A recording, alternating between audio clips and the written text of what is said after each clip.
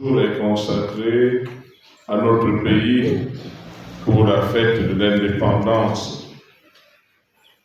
Lui, le Gabon a été confié à la Vierge Marie et en prélude des élections qui pointent à l'horizon, il n'est plus urgent de prier pour ce pays. Malheureusement, ce qui est essentiel est oublié par nous les croyants. On va vers ce qui est aléatoire. Hier, il fallait voir la foule, les foules. Mais demain, quand ça va crépir, on se dira, si je savais. Mais si tu savais, il fallait confier ce pays à Dieu.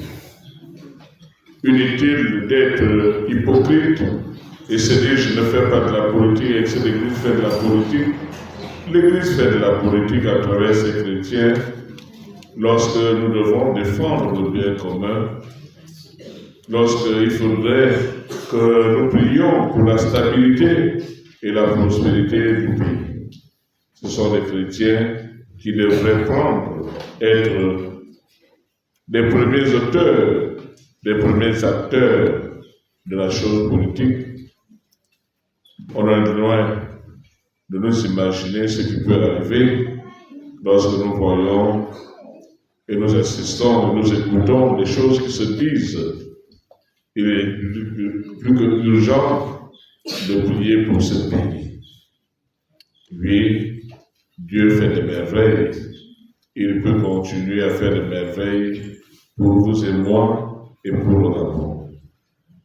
En célébrant la solennité de l'Assomption de la Vierge Marie, Assomption qui vient d'Assoumdélé, montée. Oui, Marie est bel et bien montée au ciel avec son corps et son âme. Le faire des méditations intellectuelles et théologiques, je vais m'appesantir sur le cantique de la bienheureuse Vierge Marie pour nourrir et nourrir notre vie spirituelle de cet événement. Toutes les générations me diront bienheureuses en raison de la pureté de sa conception et de sa naissance immaculée. Parce que comblé de grâce, choisi de manière spéciale par le Seigneur et béni entre toutes les femmes, Dieu assume en Marie son projet d'amour pour l'humanité. En Jésus-Christ, Dieu projette pour les croyants une fin heureuse. Heureux, comme le rappellent les béatitudes, le projet de vie que chacun devrait réaliser dans son existence.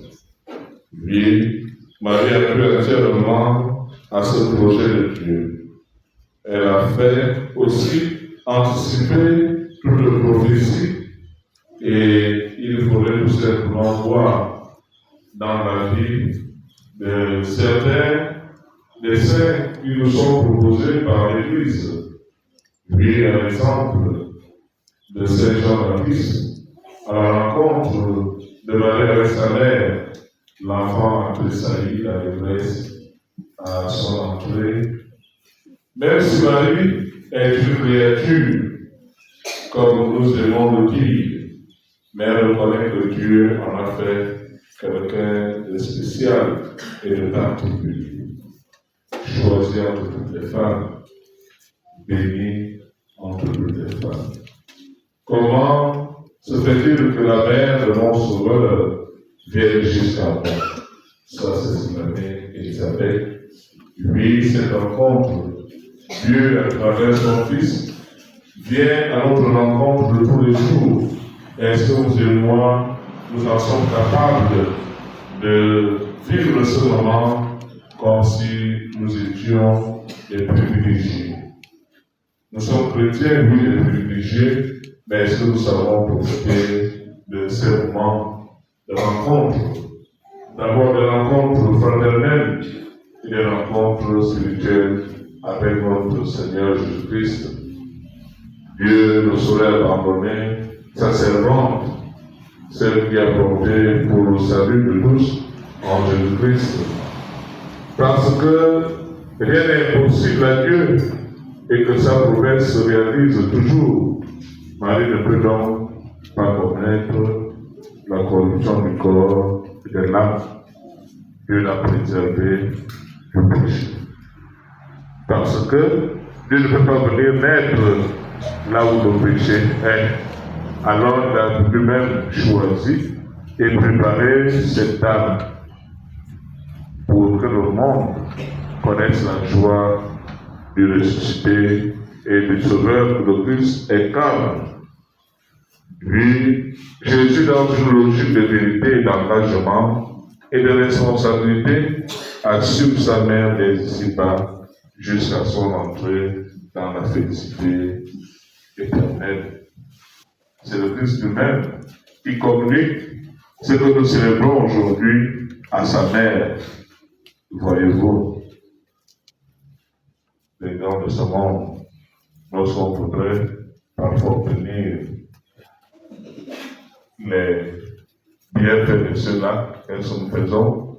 Soit on passe par la mère ou par le frère. Donc, pour obtenir les grâces du Christ, nous devons aussi passer par sa mère.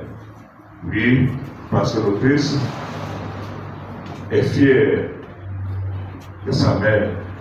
Elle a accompli la volonté de Dieu, mais est-ce que vous et moi, nous sommes capables, dans nos vies, d'accomplir la volonté de Dieu?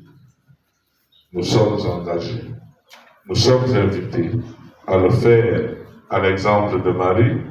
La vie de Marie correspond pleinement et en plénitude à la volonté de Dieu. Elle a fait la volonté de Dieu et voici comment elle reçoit une grâce spéciale de pouvoir aller au ciel avec son corps et son âme. Et c'est parce que Marie, parce que le Seigneur Jésus t'aime, alors vous et moi, n'ayons pas peur, n'ayons pas honte de chanter avec Marie son cantique d'action de grâce, le Magnificat. Très souvent, vous et moi aujourd'hui, les chrétiens ont peur d'exprimer leur foi. Les chrétiens ont peur d'exprimer leur foi. Mais en venant célébrer l'Assomption de la Vierge Marie, nous sommes invités à recommencer à exprimer notre foi sans inquiétude, sans avoir peur. En célébrant aujourd'hui la Vierge Marie, frères et sœurs, nous allons appeler au baptême plusieurs de nos enfants. C'est aussi une manière d'assumer leur existence et leur foi, s'engager avec eux à tenir une vie de chrétien digne. Assumons notre responsabilité de parents, assumons notre responsabilité de parrains et marraines. Ne venons pas tout simplement pour faire du folklore, mais allons jusqu'au bout. Allez jusqu'au bout à soutenir ces enfants qui parfois, après le baptême, le démon vient guetter leur vie pour la détruire. Mais c'est à vous et moi qui avons la responsabilité de protéger la vie, comme Marie en a protégé celle du Christ de façon humaine et même de façon spirituelle. Oui, nous sommes tous engagés avec le Christ dans ce combat. Oui, en fêtant l'Assomption de la Vierge Marie, nous avons la preuve que vous et moi, Dieu nous promet ce qui est réalisable et ce qui est faisable. Alors rien n'est impossible à Dieu. Rien n'est impossible à Dieu si nous mettons toute notre foi en lui. Que l'Esprit Saint, en ce jour, vienne sur chacun d'entre nous pour nous donner la possibilité et la fermeté de rester stable et confiant sur le chemin du Seigneur. Pour Jésus-Christ. À jamais.